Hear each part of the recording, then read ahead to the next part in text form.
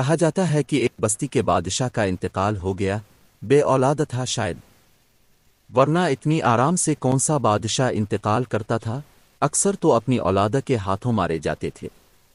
خیر، کہتے ہیں کہ بادشاہ کی وفات پر وزیر باتدبیر نے ایک انوکھا طریقہ انتخاب جاری کیا کہ آج سے 3 دن بعد جو پہلا شخص بستی کے صدر دروازے پر دستک دے گا وہی ہمارا اگلا بادشاہ ہوگا۔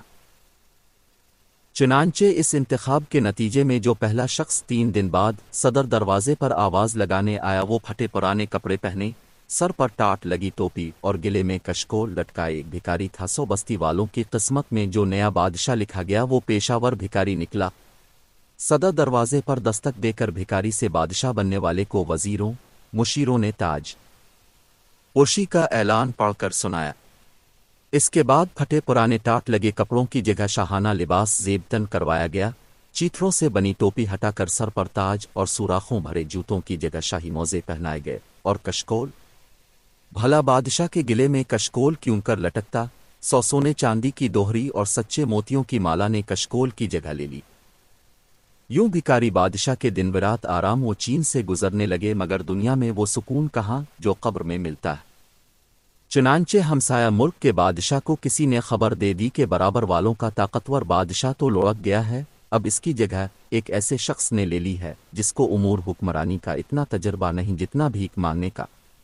ذل الہی نے یہ سنا تو کافی محظوظ ہوئے اور کہا کہ بہت عرصے سے اس بستی پر قبضے کے خواب دیکھ رہا تھا، جو پچھلے بادشاہوں کی طاقت اور عقل و فہم کی وجہ سے تعبیر نہ پا سکی، مگر لگتا ہے اس بار قدرتور بھی یہی چاہ رہی ہے کہ ہم اپنے ملک کو مزید وسیع کر لیں۔ سوئے میری سپاہ کے سالارو، حملے اور قبضے کی تیاری کرو۔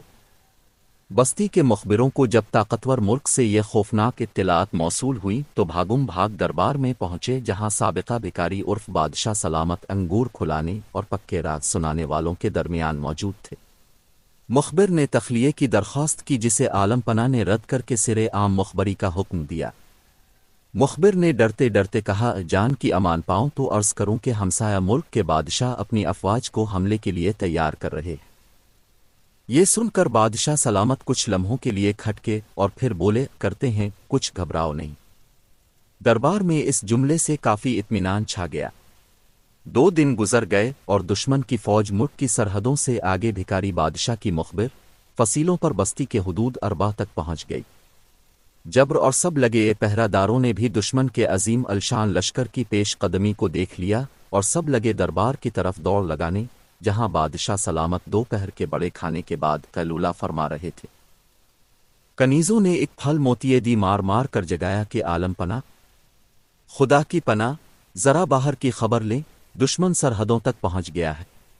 بادشاہ سلامت ہڑبڑا کر اٹھے، دشمن افواج کی پیش قدمی کی خبریں سنیں اور بولے، ٹھیک ہے، سمجھ گیا، کرتے ہیں۔ کچھ عوام میں جو خوف افواج کے بوٹوں کی وجہ سے پھیل گیا تھا قدرے کم ہوا۔ ابھی عوام نے قبر سے باہر ہی سکون کا سانس لیا تھا کہ صدر دروازے پر توپوں کے گولے اور بستی کے پہرے داروں پر دشمن کے اڑتے تیروں کی بوچھاڑ ہو گئی۔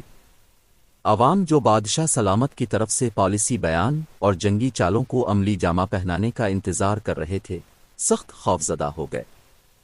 اپنے گھروں، دکانوں، کھیتوں کھلیانوں کو چھوڑ کر محل کی طرف بھاگ چلے اور دوسری طرف دشمن ملک کی فوج نے بھی محل کی طرف رخ کیا۔ راستے میں جس نے بھی اس پیش قدمی کو روکنے کی کوشش کی اس کو موت اور تباہی کا منہ دیکھنا پڑا۔ یہ حالت زار بستی کی فوج کے سپہ سالار اور امون مملکت چلانے والے وزراء اور مشیروں کے ذریعے شہنشاہ تک پہنچی تو وہ سمجھ گیا کہ اب پانی سر سے اس قدر اونچا ہو چکا ہے کہ زیادہ دیر ناک منہ بند کر کے اس پانی میں رہنا موت کو دعوت دینا ہے۔ ایک طرف عوام کے غیظ و غضب سے بھرے نعرے محل کی در و دیوار کو ہلا رہے تھے تو دوسری طرف دشمن کی توپیں زمین کو لرزا رہی تھیں۔ ایسے میں بھکاری بادشاہ نے بھرے دربار میں اعلان کیا، میں نے فیصلہ کر لیا ہے۔ تمام درباری منتظر تھے کہ بادشاہ اپنا فیصلہ سنائے جس پر عمل درآمد سے بستی اور بستی کے عوام کو دشمن کی چیرہ دستیوں سے بچایا جا سکے۔ کیا دیکھتے ہیں کہ عالم پناہ نے اپنی خوابگاہ کی طرف دوڑ لگا دی اور کچھ لمحوں بعد خوابگاہ سے ذل الہی کی جگہ ایک پھٹے پرانے کپڑوں، ٹوٹی جوتی اور کشکول گلے میں ڈالے بھکاری نمودار ہوا۔ گلا صاف کر کے بولا، بھائیو، یہ حکومت وغیرہ تو میرے بس کی بات نہیں، ہاں اگر کبھی بھیک وغیرہ مانگنی ہو تو خاکسار کو ضرور یاد کر لینا۔ آپ کی نوازشات کا شکریہ۔ میرا تو اس مملکت میں کچھ لینا دینا نہیں، سو جو کشکول اور ٹاٹ پہن کر آیا تھا وہی پہن کر جا رہا ہوں۔ اب جانے اور آپ کی بستی آباد رہو تی شاد رہو۔